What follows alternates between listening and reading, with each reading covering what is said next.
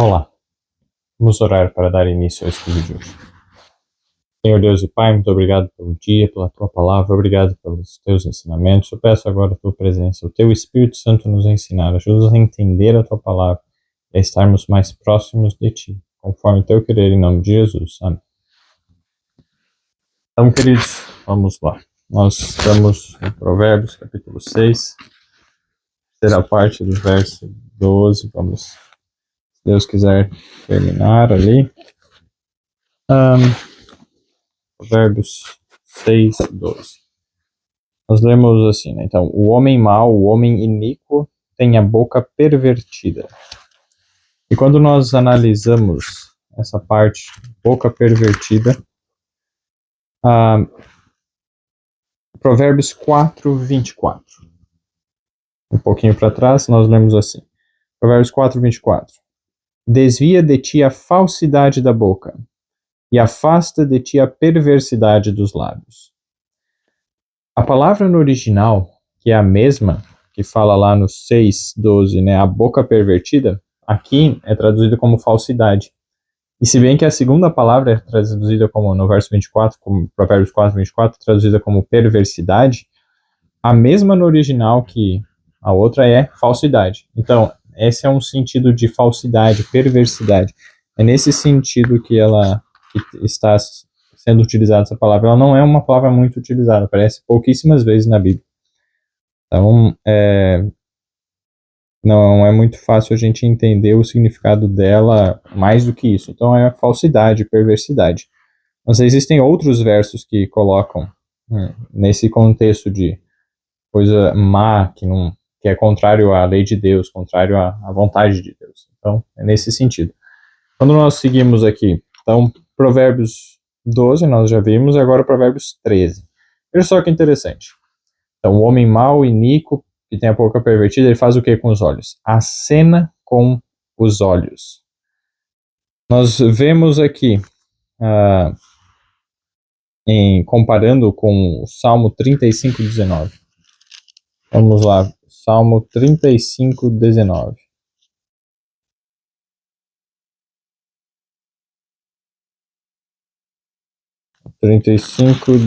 Nós lemos assim: Não se alegrem os meus inimigos de mim sem razão, nem acenem com os olhos aqueles que me odeiam sem causa. Então aqui o significado que nós vemos no paralelo em Salmo 35, 19, é que esse acenar com os olhos seria uma forma de se alegrar, assim, olha, acenar ou fazer algum sinal indicativo de alegria por uma maldade, sem razão, no caso. Aqueles que odeiam sem causa. Você odeia sem causa, daí se alegra pela maldade, por alguma coisa. Então é nesse contexto. Então, nosso olhar, nosso semblante, ele passa uma mensagem. Nós devemos ter muito cuidado com a que mensagem estamos passando. Se estamos demonstrando alegria pela maldade, com o mal que acontece, ou tendo algo assim. Então, acena com os olhos. Fala com os pés. Isso é muito interessante. A palavra no original para fala é no sentido de proclama, né? Manda uma mensagem. E vamos ver agora essa parte dos faz sinais. A palavra no original, eu ainda estou aprendendo como estudar, então não vou conseguir dizer como que é pronunciada em hebraico, mas quem quiser olhar na concordância Strong, tem na internet, é só pesquisar, é H3384. H3384, essa palavra sinais. Então ali nós lemos, pelo menos Almeida, Almeida Corrigida Fiel, no verso 13, né? Fala com os pés e faz sinais com os dedos. Então, faz sinais com os dedos. Nesse contexto, quando nós analisamos o original, a maior parte das vezes que essa palavra é utilizada é a palavra de ensinar, em vez de fazer sinal. Então, é ensinar. Inclusive no estudo que eu tenho feito de todos, na verdade eu olhei em todos os textos que essa palavra aparece no original, uns 60 e poucas vezes, se não me engano.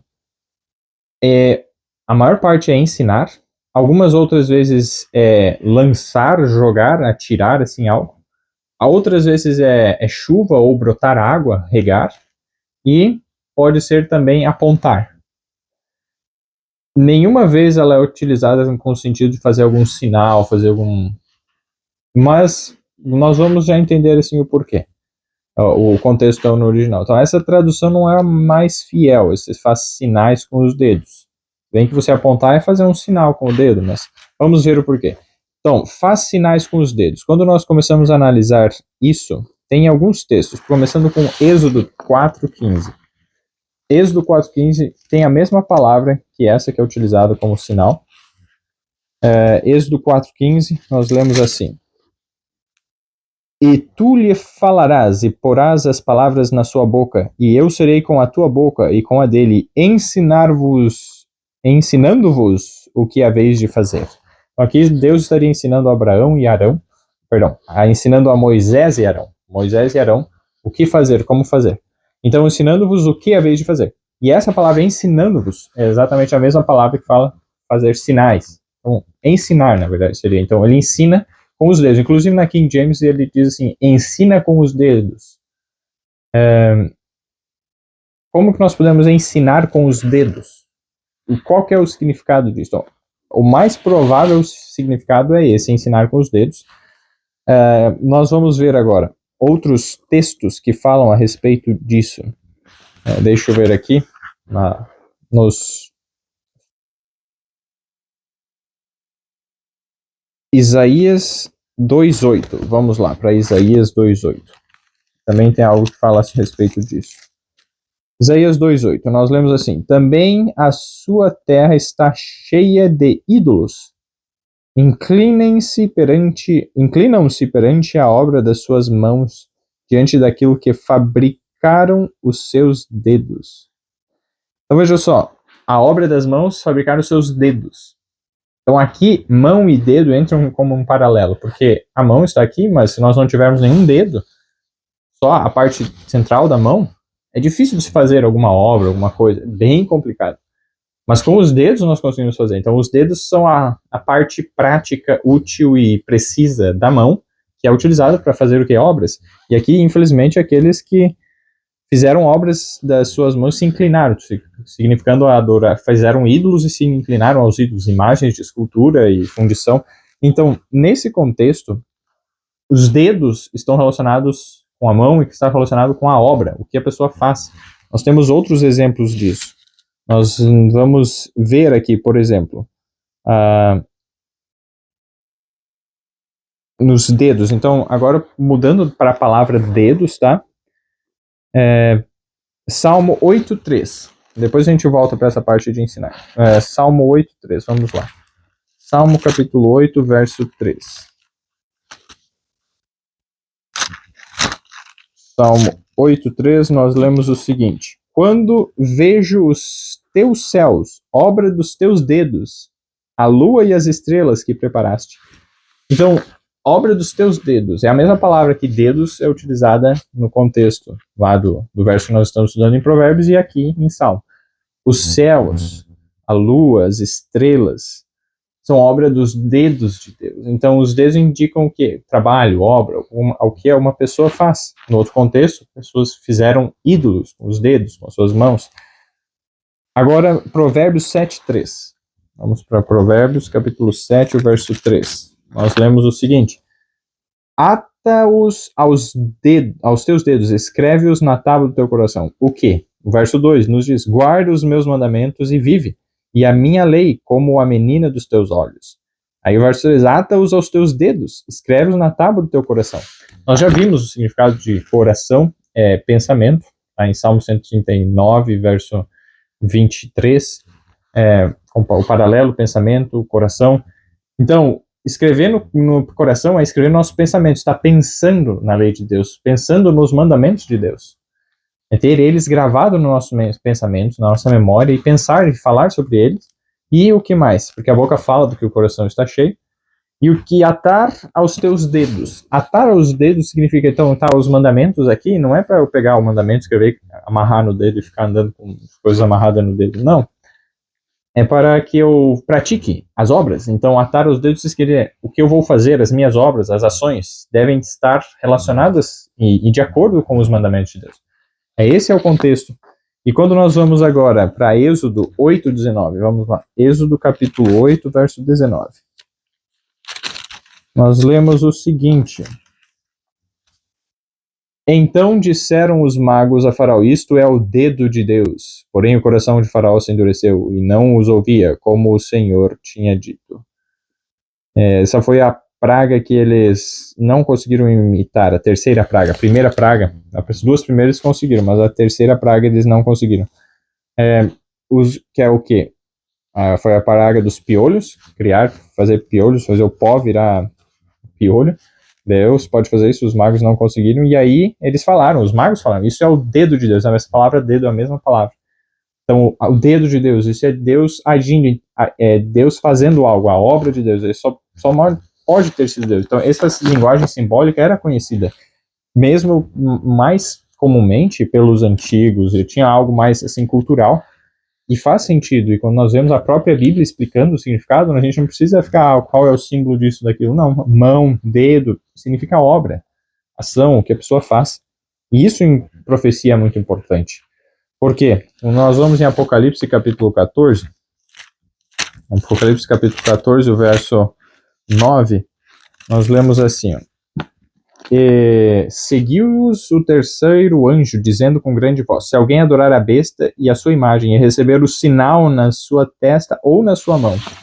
Então, a central dos nossos pensamentos, nosso coração, é a mente, o cérebro, e na testa exatamente a parte do cérebro que processa a nossa decisão, o nosso juízo, o certo e o errado, é a central dos nossos pensamentos, análise crítica e a razão. Então, quando esse símbolo coloca ali exatamente na testa, esse sinal, e a mão, na mão, exatamente relacionado às obras, pensamentos e obras, não só pensamentos, mas o princípio que está no nosso pensamento, qual é a ideia, qual o princípio, qual a lei que está na minha mente. E o que eu faço com base nela? E nós vimos lá, devemos escrever no coração, nos nossos pensamentos, a lei de Deus.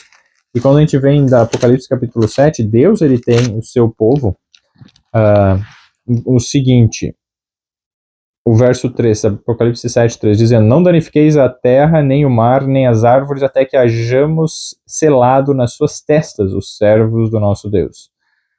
Então, o selo de Deus, selar na testa os servos de Deus.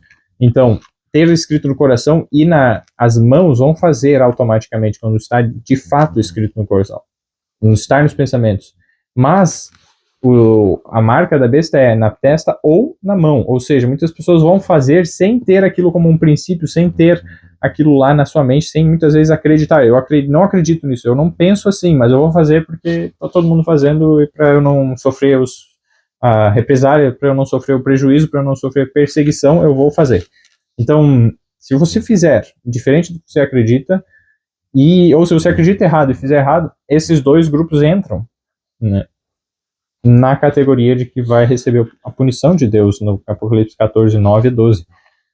Mas, e aí quando nós vemos aqui no final de Apocalipse 14, antes nós vemos um outro texto, Apocalipse 14, o verso 10, então nós vemos a mensagem tremenda que Deus passa, né? Também este beberá do vinho da ira de Deus, que se deitou não misturado no cálice da sua ira, e será atormentado com fogo e enxofre diante dos santos anjos e diante do Cordeiro. Verso 11, e a fumaça do seu tormento sobe para todo sempre, e não tem descanso, e não tem repouso nem de dia nem de noite os que adoram a besta e a sua imagem, e aquele que receber o sinal do seu nome. E o verso 12, aqui está a paciência, ou a perseverança dos santos. Aqui estão os que guardam os mandamentos de Deus e de Jesus. Então, guardar os mandamentos de Deus e de Jesus, os que guardam os mandamentos de Deus e a fé de Jesus. A fé em Jesus, né, a maioria das Bíblias está traduzida assim, devemos ter fé em Jesus, é correto, não é errado, mas a fé de Jesus é um conceito mais profundo, a fé de Jesus. semelhante, claro que não no mesmo, totalmente igual, mas é semelhante à fé de Jesus, na mesma categoria, na nossa realidade, na nossa esfera, mas em semelhança com a fé de Jesus. Então, aqui você vê mandamentos, guardam os mandamentos. Quem escapa da marca da besta, do sinal da besta e as consequências disso, é quem tem os mandamentos, guarda os mandamentos de Deus. Ou seja, guarda na mente e nas mãos, nos pensamentos e nas mãos, na obra, no coração e nas mãos. Ou seja, nos nossos pensamentos e nas nossas obras. Um princípio, uma norma de vida. É o que a gente viu lá em Provérbios também. É para ter o quê? Atar nos nossos dedos, escreve na tábua do coração. E exatamente isso. Então, Deus aqui ele nos ensina isso. E qual que é esse selo? Quando a gente vai lá para Ezequiel, depois de Salmos, Provérbios, Eclesiastes, Cantares, Isaías, Jeremias, Lamentações, aí Ezequiel. Capítulo 20, nós lemos aqui no verso 12. Ezequiel 20, 12. E também lhes dei os meus sábados para que servissem de sinal entre mim e eles, para que soubessem que eu sou o Senhor que os santifica. Ezequiel 20, 12. E o verso 20 também. E santificai os meus sábados e servirão de sinal entre mim e vós, para que saibais que eu sou o Senhor vosso Deus. Então, o que é um sinal entre Deus e nós? O sábado. E aqui no verso 20 diz, servirão de sinal, ou seja, o selo de Deus, o sinal de Deus, o sábado. O sábado é o que nos identifica com Deus, é que ele diz, esse é o meu povo. E aqueles que não têm o selo de Deus, o sinal de Deus, têm um outro sinal, que é o que o mundo está proclamando e vai proclamar ainda mais como o domingo, o dia de guarda, e não é o sábado. Então, por isso é tão importante nós entendermos e vivermos isso. Vamos agora para um outro texto que é, deixa eu ver aqui, Isaías 58, verso 9. E esse texto, ele compara, vamos ver aqui, antes de irmos para Isaías, vamos antes para Jó, antes de Salmos. Jó 27, verso 11. Começando ali, depois vai ter outros versos também. Jó 27, 11. Nós lemos 27, 11, isso aí. Nós lemos assim, ó. Ensinar-vos-ei acerca da mão de Deus, e não vos encobrirei o que está com o Todo-Poderoso. E não vos encobrirei o que está com o Todo-Poderoso. Então, ensinar-vos-ei acerca da mão de Deus. Mais uma vez, confirmando qual é essa ideia dele, fala algumas coisas aqui a respeito da obra de Deus, do trato de Deus com os homens. E na continuação, o capítulo aqui foi dividido, mas ainda é o mesmo discurso de Jó, falando, o verso 28, do capítulo 28, agora o versos 1 e 2, o versos 1 e 2 e depois o verso 5. Ó. Na verdade, há veios de onde se extrai a prata e lugar onde se refina o ouro. E o verso 2, o ferro tira-se da terra e da pedra se funde o cobre. E o verso 5, da terra procede o pão, mas por baixo é revolvida como por fogo. Então aqui está falando ensinar-vos-ei acerca da mão de Deus, ele fala várias coisas, do trato de Deus com os homens, depois ele fala a respeito das obras de Deus na natureza. Então, o trato de Deus, podem ler depois, as suas obras estão relacionadas às suas interações, aos seus juízos, a justiça com relação ao homem, aqui fala das pessoas que fazem as coisas erradas, e Deus vai trazer a juízo no capítulo 27, depois fala das obras de Deus na natureza, do ferro, do ouro, a prata, né, do ouro, o ferro, e daí o que mais? O pão, que procede de onde? Da terra. E é interessante, Deus deu o conhecimento para ele que embaixo na terra existe o fogo, que é como que revolvida por fogo. Então esse conhecimento que só veio a ser assim, mais amplamente ensinado só recentemente, em 1800, 1900, eu acredito, não sei bem certo a data, mas é mais recentemente. Mas olha como Deus já deu a sabedoria e o entendimento disso lá no passado. Então, a palavra de Deus é fiel. Deus, ele ensina a verdade para aqueles que buscam. E quando nós vamos agora para... Agora sim, nós já vimos todos esses contextos aqui do dedo de Deus. Vamos analisar uma das possibilidades, a possibilidade aqui mais de se ensinar. Provérbios 4:11, vamos lá. Provérbios 4:11, que usa a mesma palavra, em relação a ensinar. Provérbios 4:11. Nós vemos assim, ó, no caminho da sabedoria te ensinei, e por veredas de retidão te fiz andar. Então, essa palavra, te ensinei, ensinar é a mesma palavra dos sinais lá, que a gente estava falando em Provérbios 6, verso 13, os sinais com os dedos. Então, ensinar, Deus, ele está ensinando. Aqui, no caso, no caminho da sabedoria te ensinei. Já esse outro, ele está ensinando por suas obras, ou seja, faz sinais com os dedos, na verdade, ele ensina com os dedos. Ou seja, com as suas obras. O que ele faz, ensina e fala alto para as pessoas ao seu redor. É nesse contexto que está sendo utilizado. E vamos ver isso em Ezequiel 44:23. Veja só que interessante isso. Ezequiel 44, verso 23. Voltando lá para Ezequiel 44:23. Nós lemos assim. E a meu povo ensinarão a distinguir entre o santo e o profano, e o farão discernir entre o puro e o impuro e o puro. A palavra ensinarão é exatamente a mesma. Ensinar. Vai ensinar. Como os dedos nas nossas obras, elas ensinarão. Não só por palavras, mas por obras. Né? Falando de forma mais clara. Isso ensina muito mais do que meramente palavras. E agora Salmo 45:4. Salmo 45:4. Nós lemos assim, ó. Salmo 45:4. Lemos o seguinte: E neste teu esplendor cavalga prosperamente, por causa da verdade, da mansidão e da justiça, e a tua destra te ensinará coisas terríveis. Então veja só, aqui, a tua destra, a tua mão direita, na verdade no original, isso é o que significa destra, é mão direita, te ensinará coisas terríveis. Então por meio das obras, aqui se referindo a profecias a respeito de Jesus, né? Jesus, um capítulo profético, a destra, as obras de Jesus, sua mão direita com força, ensinaram a ele coisas terríveis. Somente ele tem esse conhecimento prático que ele viveu. Somente ele pagou o preço do pecado por toda a humanidade.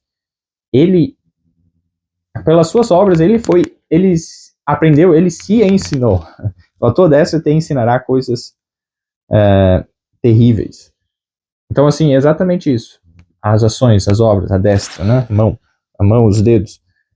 Vamos ver agora alguns outros detalhes com relação a parte dos sinais. Deixa eu ver aqui qual outro texto. Abacuque 2:18. Vamos lá, para Abacuque 2:18. Depois de Daniel, Isaías, Joel, Amós, Obadias, Jonas, Miqueias, Naum, Abacuque, Sofonias, Ageu, Zacarias, Malaquias. Então, é o quarto livro de trás para frente, no Antigo Testamento. Né? Antes, Abacuque 2:18. Que aproveita a imagem de escultura depois que a esculpiu o seu artífice, e a imagem de fundição que ensina mentira, para que quem a formou confie na sua obra, fazendo ídolos mudos? Veja só então, aqui fala a respeito, né, da escultura, da imagem de escultura, depois de fundição, que essa imagem é o que ela ensina mentira. Então a obra, o que nós fazemos, ensina. Então, os dedos ensinam o que nós fazemos, o próprio resultado das nossas obras, do nosso trabalho ensina, e infelizmente esse ensina para o mal, porque é algo contrário à vontade de Deus. Deus não quer que a gente faça isso. E agora nós vamos em outros dois textos, Oséias, depois de Daniel. Oséias, um pouquinho para trás aqui, esse é Ezequiel, daí vem Daniel, daí Oséias. Oséias 6:3. Nós lemos primeiro aqui. Quase lá. Oséias 6:3. Nós lemos assim, ó. Então conheçamos e prossigamos em conhecer ao Senhor. A sua saída como a alva é certa, e ele a nós virá como a chuva serôdia que rega a terra. Então, esse texto agora a gente está mudando um pouco o significado. Essa palavra como a chuva serôdia. Serôdia é uma palavra diferente, né? A chuva final, a parte da chuva da primavera que amadureceria o grão. É como a chuva. Chuva essa palavra chuva é a mesma palavra que aquela, sinais, que na verdade seria ensinar. É interessante isso. E qual que é o contexto assim, de ensinar? O que tem a ver ensinar com chuva? A água, né? Regar com água, né? Ou chuva. É como nós temos, por exemplo, a palavra em português jogar. Tem alguns significados diferentes. Por exemplo, eu posso usar a palavra jogar para jogar videogame, jogar no celular, jogos, jogar. Posso usar para jogar um jogo real, futebol e tal, jogar. Eu posso jogar algo fora, jogar no lixo, ou seja, colocar no lixo. Joguei fora. É diferente do que jogar. E eu posso usar a palavra jogar como lançar. Eu joguei uma pedra lá para acertar aquele galho da árvore. Então eu joguei a pedra. Então, jogar tem esse outro significado. Então, diferentes significados para o mesmo verbo. Isso é comum acontecer. No hebraico acaba acontecendo mais porque eles têm menos palavras no hebraico. Então, a gente tem que procurar entender e ver qual o contexto, como se aplica melhor. Então, nesse contexto aqui, a palavra é usada como chuva. E para Oséias 10, 12, nós lemos assim, ó.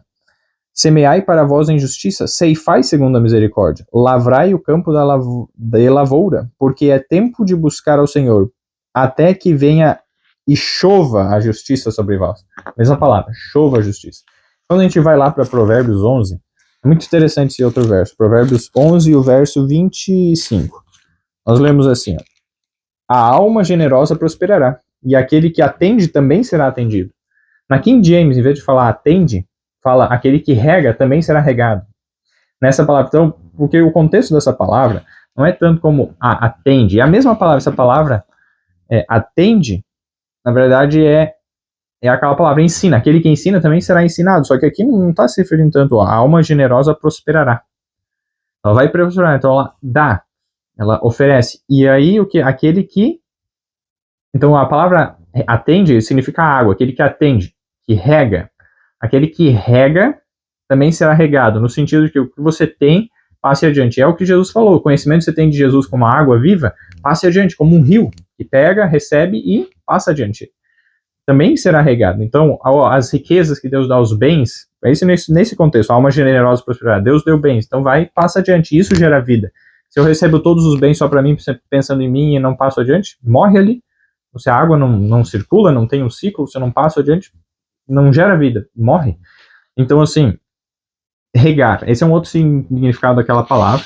Então, receber para dar, e é isso mesmo também o ensino, né? A gente é ensinado para ensinar outras pessoas. Aprendemos para ensinar. E aí, estão conectadas nesse contexto. Salmo 64 mostra um outro contexto no sentido de lançar, que é a mesma palavra utilizada. Então, vamos lá. Salmo 64, os versos 2 a 4 e depois o verso 7. Salmo 64, 2 a 4. Esconde-me do secreto conselho dos maus e do tumulto dos que praticam a iniquidade, que afiaram as suas línguas como espadas e armaram por suas flechas palavras amargas. Olha só o símbolo, então. Língua, espada, então o que nós falamos é como uma espada comparado às palavras, e a palavras amargas é comparado a flechas. Então, o que nós falamos é como flechas, como espada, nossas palavras. E o verso 4, a fim de atirarem, essa palavra atirar é a mesma palavra lá que nós estamos estudando, a fim de atirarem em lugar oculto ao que é íntegro, disparam sobre ele repentinamente e não temem. E olha o verso 7, mas Deus atirará, a mesma palavra, né, que é ensinar, que é usado como palavra dos sinais, é essa daqui, a Deus atirará sobre eles uma seta e de repente ficarão feridos. Então ela tem esse outro sentido de atirar, de lançar. E um outro sentido que ela tem também, ó, em Êxodo 15, 25. Êxodo 15, 25, nós lemos assim, que é um outro significado aí. E ele clamou ao Senhor, e o Senhor mostrou-lhe uma árvore, e lançou-a nas águas, e as águas se tornaram doces. Ali lhes deu estatutos e uma ordenança, e ali os provou. Essa palavra, chamou o Senhor e clamou ao Senhor, e o Senhor mostrou-lhe uma árvore. As águas estavam amargas, o povo reclamou, Moisés clamou ao Senhor, e o Senhor mostrou-lhe. Então, essa palavra mostrar é a mesma palavra que ensinar. O Senhor ensinou-lhe. Pode ser isso, mas a palavra, segundo lá o dicionário, ela pode significar também apontar com o dedo, apontou.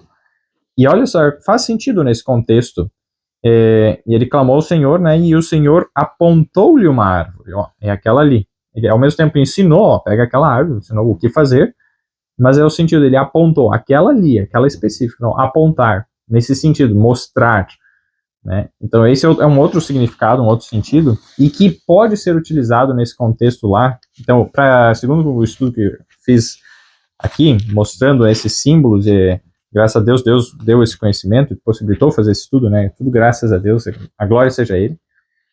Porque o significado mais preciso não seria tanto sinais com os dedos, mas ensinar com os dedos, esse é o mais forte, mas ele também pode significar apontar, aponta com o dedo. E como que nós sabemos isso? Um outro contexto, Isaías agora. Isaías, a palavra dedo é a mesma palavra aqui, então, Isaías 58, o verso 9, Isaías 58, 9, nós lemos assim, ó. Então clamarás e o Senhor te responderá. Gritarás e ele te dirá, eis-me aqui. Se tirares do meio de ti o jugo, o estender do dedo e o falar iniquamente. Tirar o jugo, querer obrigar as pessoas a fazer as coisas do teu jeito, ou do meu jeito, do meu próprio jeito, tem que fazer desse jeito. E não dando liberdade, né? Jesus deve ser o que coloca o jugo, e é de amor, é liberdade. Então, se tirar do meio de ti o jugo, o estender do dedo, a acusação, né? O estender do dedo. E o que mais? E o falar iniquamente.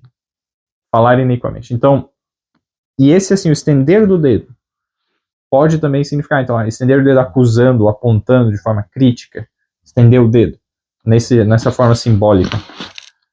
Então, naquele contexto, nós vemos que o significado, né? Então, aqui ele acena com os olhos, fala com os pés, faz sinais com os dedos, são símbolos, né?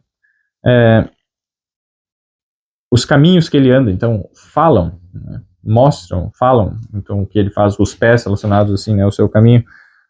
Acena com os olhos, ele demonstra, né, o que está no seu coração, se alegra com as coisas ruins, como nós vimos lá no outro verso, e faz sinais com os dedos. Ele ensina por meio das suas obras. Que aprendamos com as obras de Deus e contemplemos as suas obras. E não contemplemos, não percamos nosso tempo a contemplar as obras de homens, de seres pecadores, caídos, falhos, porque nós seremos ensinados no erro, na maldade.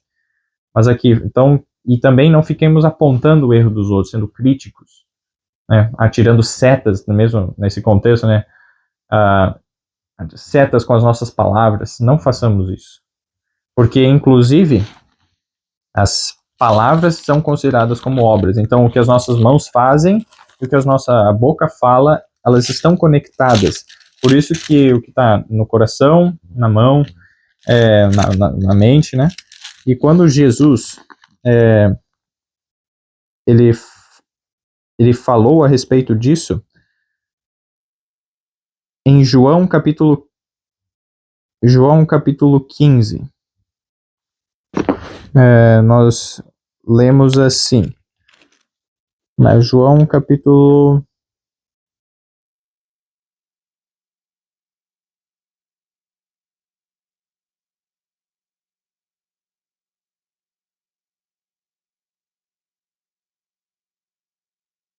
Bom, não estou conseguindo achar aqui o verso exatamente.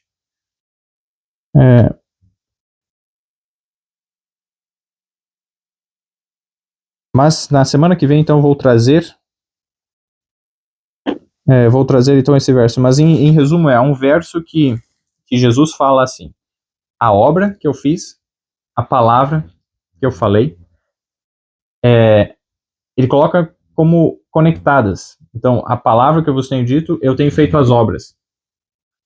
Então, as nossas palavras são consideradas obras perante Deus. Por isso que elas entrarão no julgamento. E aí Jesus mesmo falou lá em Mateus, ele tem essa outra comparação, né, que podemos fazer. Nós seremos julgados segundo as nossas obras, lá em Eclesiastes, capítulo 12, no final do capítulo ele fala a respeito disso. E Mateus 12 agora, verso 37, porque por tuas palavras serás justificado e por tuas palavras serás condenado.